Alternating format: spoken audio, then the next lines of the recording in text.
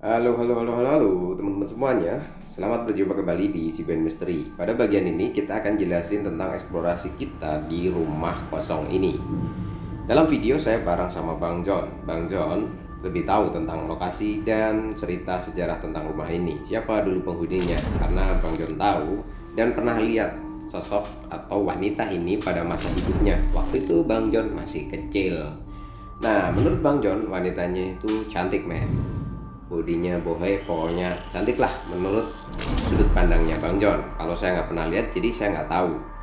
Oke, kita sudah berada di satu ruangan ya. Di ruangan ini kita berada di lantai 2 atau di bagian atasnya. Di lantai 2 ini terdiri dari 4 ruangan. 5. Jadi 3 kamar, satu ruang balkon, dan halaman ini yang tempat duduk kita ini adalah di bagian ruangan yang dimaksud. Nah, kenapa kita tertarik ke tempat ini? Karena ada cerita yang rumit. Dalam arti rumah ini masih bagus, tapi udah nggak ditinggali. Kemudian anak keturunannya pada dimana ini tetap menjadi privasi dan rahasia ya. Jadi kita nggak publikasi tentang siapa saja keturunannya. Nah, yang menjadi menarik pada bagian ini adalah bagaimana rumah yang bagus kayak gitu bisa ditinggalin begitu saja dan nggak ada yang menghuni. Kan sayang banget tuh, apalagi rumah sebagus itu, ya kan? Setelah saya melakukan sebuah eksplorasi, saya menemukan beberapa gambaran atau saya ketemu beberapa sosok-sosok. Ada sekitar 2 kali ada penampakan. Yang pertama di ruang bagian depan atas atau di lantai 2 di kamar yang teratas. Itu muncul sosok seperti apa ya? Karena agak gelap gitu, jadi dia melintas gitu. Pas saya datengin ternyata kosong dan gak ada apa-apa. Kemudian saya pindah posisi, saya menghadap ke selatan, lalu melintaslah sosok itu lagi. Beberapa penonton mengatakan sosoknya hitam ya, itu karena faktor kamera ya, dalam arti di gelap, jadi warnanya dominan hitam.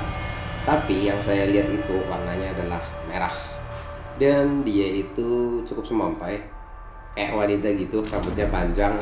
Kemudian dia pakai gaun berwarna merah. Dia berjalan santai gitu menuju arah tangga. Kemudian kita coba ikuti ke arah bawah melalui tangga. Tangga itu serem banget, men, gelap soalnya. Nah, kemudian kita tertarik pada satu buah kamar. Di kamar itu pada waktu kita datang pintunya itu kebuka.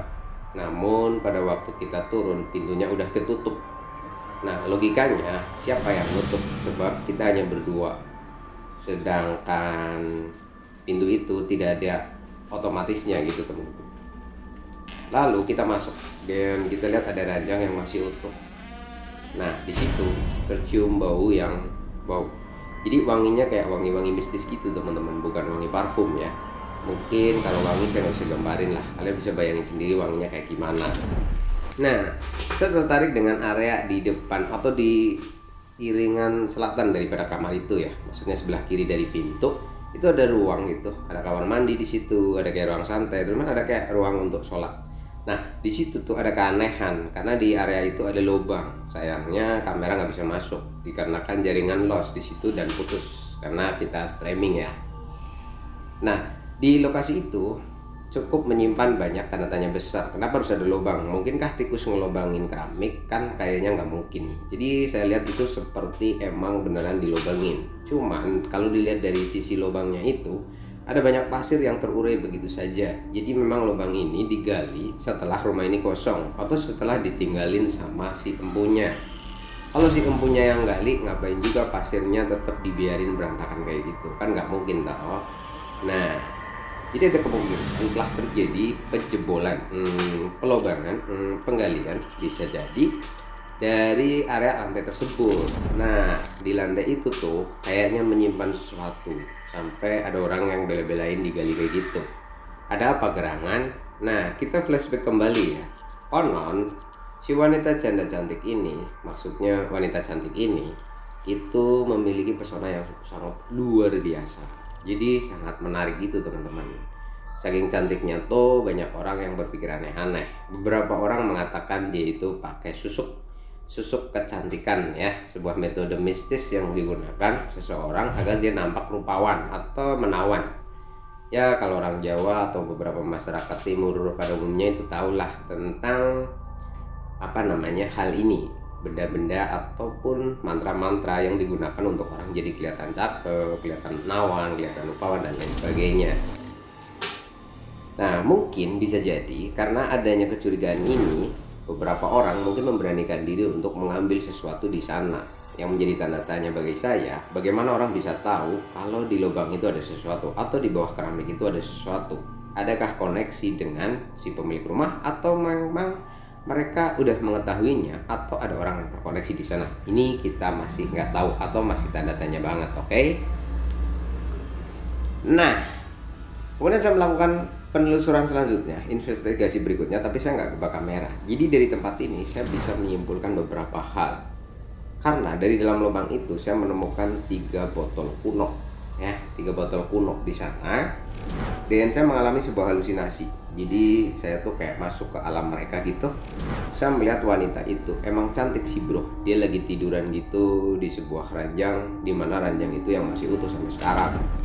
Lalu saya di sana melihat ada seorang laki-laki yang masuk dan bla bla bla bla, saya nggak perlu jelasin lah ya. Nah, setelah itu semua kembali kabur dan saya sedikit agak sulit untuk mengingat-ingat situasi itu. Tapi dari situ saya mencoba menggambarkan. Kayaknya emang bener nih, ini perempuan pakai sesuatu. Nah, sesuatu itu apa? Lalu kenapa 3 botol itu tetap stay di situ? Kemudian dari kronologi awal, itu kan gambarannya digali orang, ya kan? Kenapa botol itu nggak dibawa?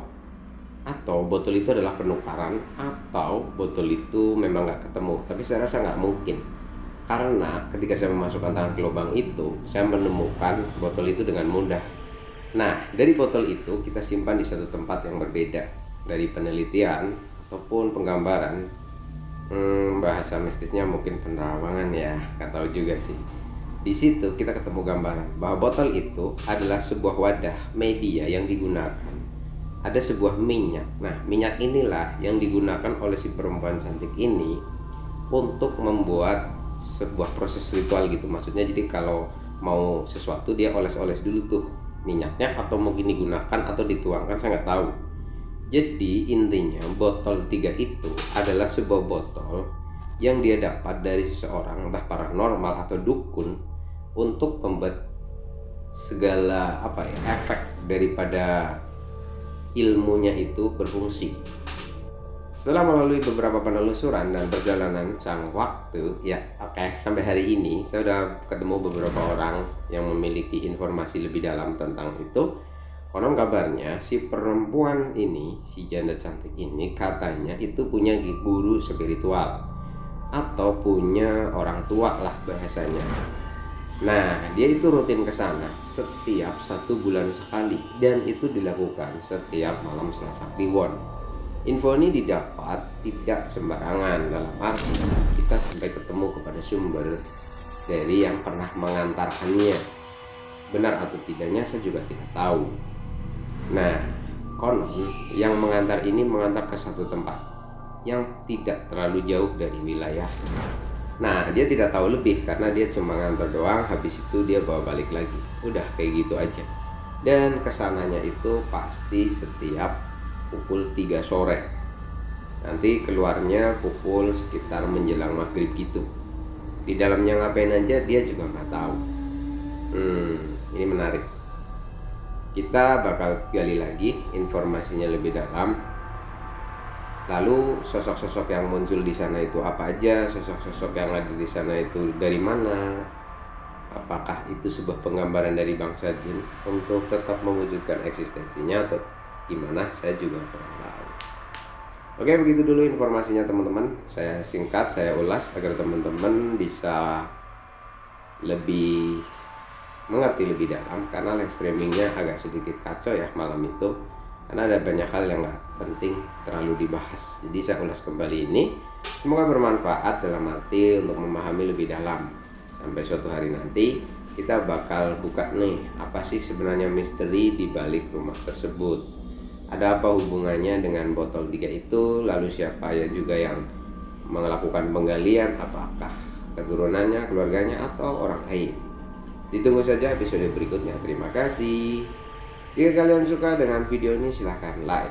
Jangan lupa subscribe jika belum subscribe, dan pastikan nyalakan tanda lonceng. Matur suwun, terima kasih, salam misteri, bye.